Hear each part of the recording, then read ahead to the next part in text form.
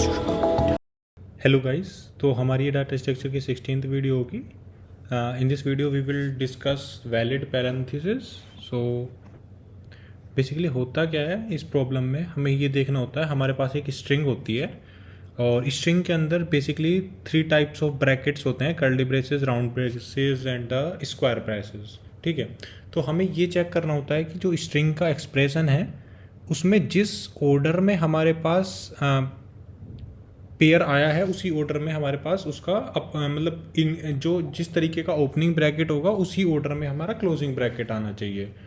ठीक है, तो अगर ऐसा कोई स्ट्रिंग है कि जो हमारा जो ऑर्डर है वो मेंटेन कर रहा होता है तो हम बोलते हैं कि हमारी जो ये स्ट्रिंग है वो वैलिड पैरेंथेसिस है।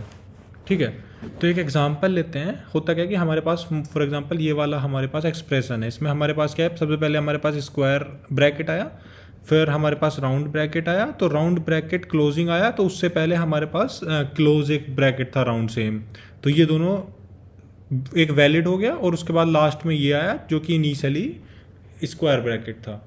तो इस तरीके से बैलेंस हो गई। इसका मतलब है कि जो ऑर्डर होता है ना पैरेंथेसिस का वो सेम होना चाहिए, जिस ऑर्डर में आया था उसी ऑर्डर में क्लोजिंग होना चाहिए। अगर हम इस एग्जांपल की बात करें, पहले स्क्वायर आया था फिर राउंड आया था, लेकिन पहले स्क्वायर आ गया, तो इसमें होगा क्या कि ये बैलेंस नहीं है, क्योंकि 2 और सेकंड जो ब्रैकेट हैं वो अपोजिट हो गए, मतलब बैलेंस नहीं है। ठीक है, तो हमें क्या करना होता है कि अगर पहले राउंड आया उसके बाद मतलब जो बाद में आया वो पहले क्लोज होना चाहिए जब वो पैरेंथेसिस बैलेंस होता है एक तरीके से। ठीक है, तो इसकी बहुत सारी अप्रोचेस हो सकती हैं सॉल्व करने के, लेकिन आज जो हम इसके सॉल्यूशन की बात करेंगे वो स्टैक की बात करेंगे कि स्टैक से इस प्रॉब्लम को हम कैसे सॉल्व कर सकते हैं बिग ऑफ एन में।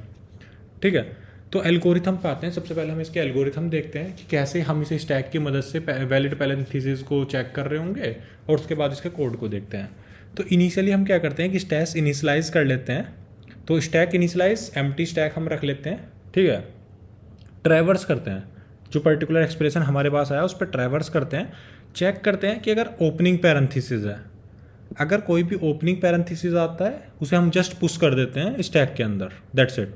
अगर कोई क्लोजिंग पैरेंथेसिस आता है, इन तीनों में से कोई भी आता है, तो हम करते क्या है, सबसे पहले चेक करते हैं कि स्टैक एम्प्टी नहीं होना चाहिए। अगर स्टैक एम्प्टी है और क्लोजिंग आ रहा है, इसका मतलब उसका कोई ओपनिंग नहीं है, तो इसका मतलब है कि वो वैलिड पैरेंथेसिस नहीं है।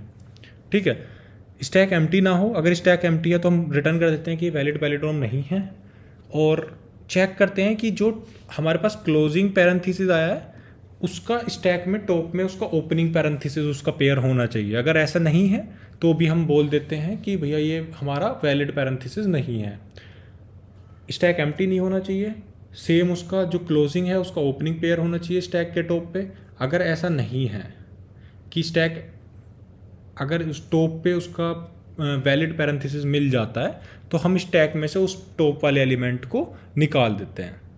ठीक है, रिपीट करते हैं। स्टैक को इनिशलाइज करा, ट्रैवर्स करा हर एक स्ट्रिंग को, अगर ओपनिंग पैरेंथेसिस आया जस्ट पुश कर दो, क्लोजिंग पैरेंथेसिस आया तो हम चेक करते हैं कि स्टैक एम्प्टी नहीं होना चाहिए, अगर एम्प्टी है तो इसका मतलब वैलिड पैलिंड्रोम नहीं है। अगर टॉप वाला उसका वैलिड ब्रैकेट नहीं है तो भी हम रिटर्न कर देते हैं कि वैलिड पैलिंड्रोम नहीं है, अदरवाइज हम टॉप एलिमेंट को पॉप कर देते हैं उससे स्टैक से।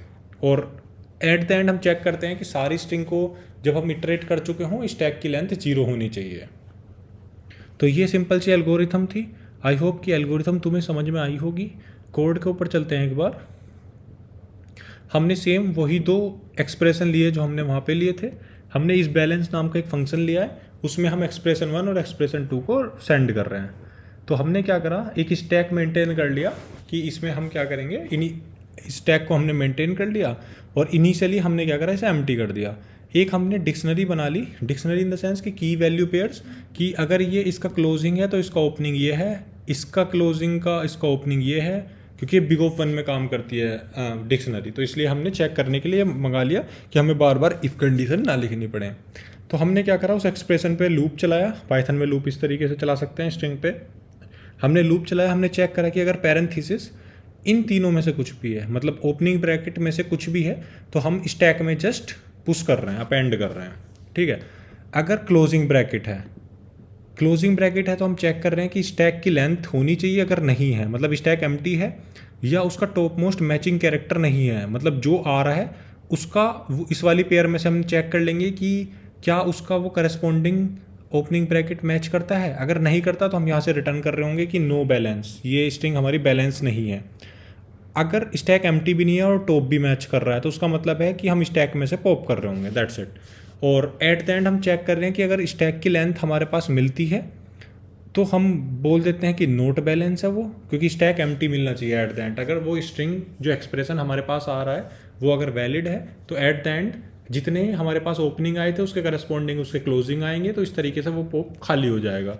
तो दोबारा एक बार रिपीट करता हूँ, स्टैक एम्प्टी था, मैचिंग पैरेंथेसिस हमने एक डिक्शनरी बना ली मैच करने के लिए।